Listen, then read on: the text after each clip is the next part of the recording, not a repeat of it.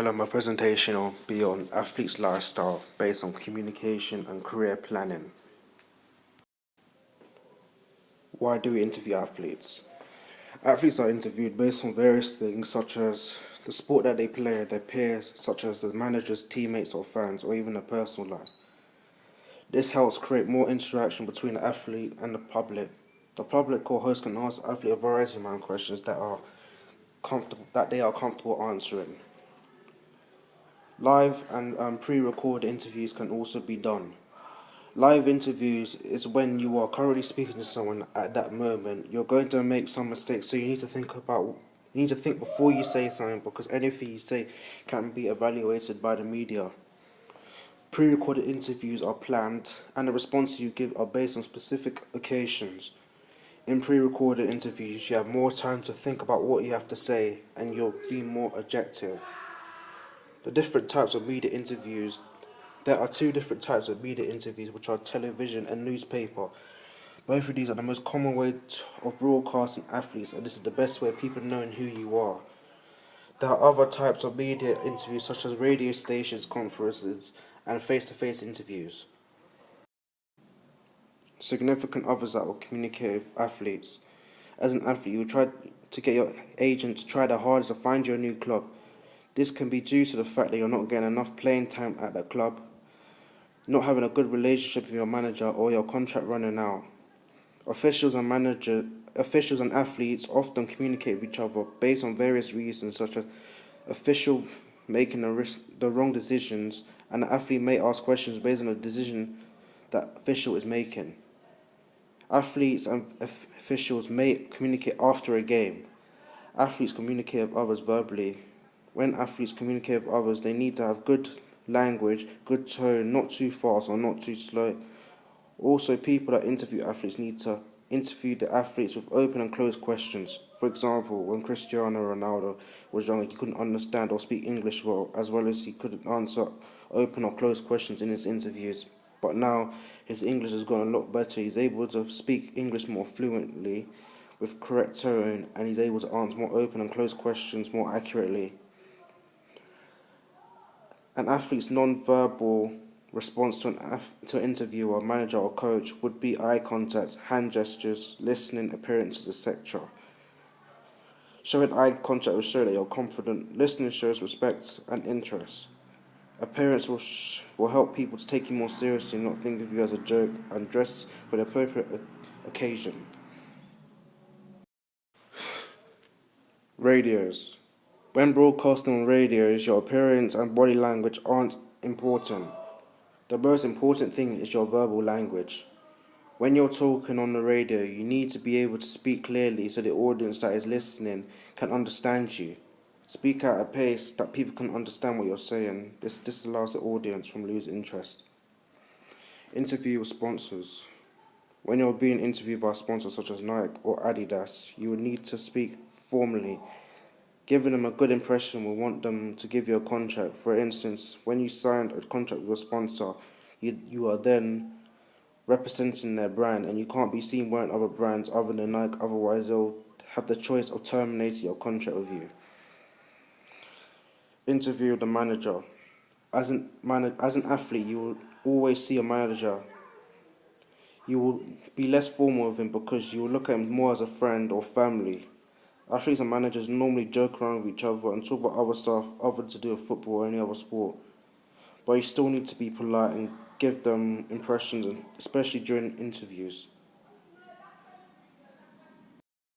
Why is it better to plan before having an interview?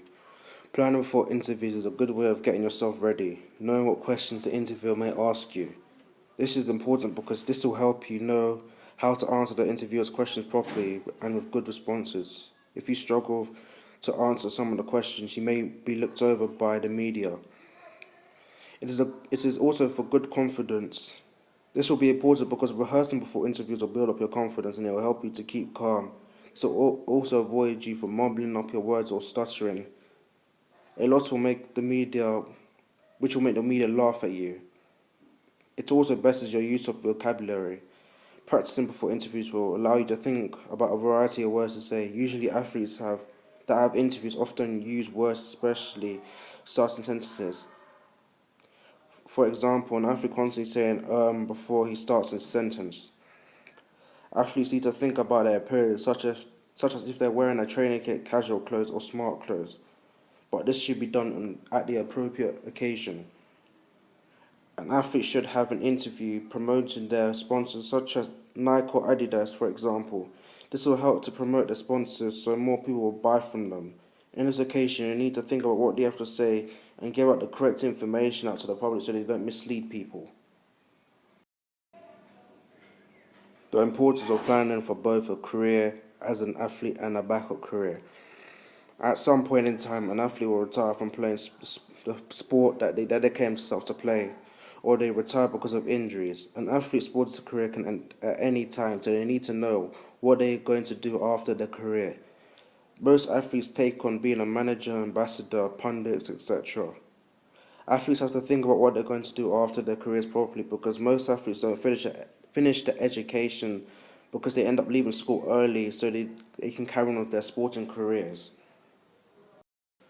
What goal setting and SWOT analysis are and how they help the planning process. Define the term goal setting and why we do it. We set goals in order for us to improve, as well as showing further improvements by training. Athletes usually use short, medium, and long-term goals to further improve themselves on the sport that they do. What is a SWOT analysis? Athletes use SWOT analysis to set themselves targets and also from potential weaknesses and also threats. But on the other hand, this is also good for your strengths and opportunities. Ryan Giggs is a retired Manchester United player. He has spent his entire footballing career at the club. He has 672 appearances and he has 114 goals. He has also represented the Welsh national team, which he has had 64 appearances for the team and he has scored 12 goals. After his retirement, he became assistant coach under David Moyes for 2 years. Now he is a coach of the Welsh national team. Short term, obtaining more experience of managing and the collective responsibilities of being one. Medium term, becoming an assistant manager for a club such as Manchester United so he can gain more experience of being a manager. Long term, becoming an experienced and responsible manager. Strengths. He is an ex-footballer and he has good football knowledge. He was an assistant manager under David Moyes and he is the manager of the Welsh national team. Weaknesses. His weakness that he isn't experienced enough due to the fact he hasn't been coaching for long, so he won't be an effective coach at the start.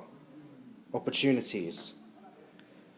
He has had management experience because he used to be the assistant manager at Manchester United. With this experience, he's able to become a manager of a team. Threats. He is very experienced. He isn't very experienced because he's only been an assistant manager for 2 years at Manchester United, so it won't be so easy for him to find a club, and other managers will have more opportunities and will get chosen over him. Methods of improving weaknesses. For Ryan Giggs to improve his weaknesses, he should stick to being an assistant manager. By doing this, he can watch over the lead and manager and take ideas from them, which can give him more ideas of being more successful as a manager. Soon enough, when he gains enough knowledge and experience, he'll be able to manage his own team. He needs to gain enough knowledge and experience because he hasn't been manager for so long, and 3 years isn't long enough for him to be a top manager of a club.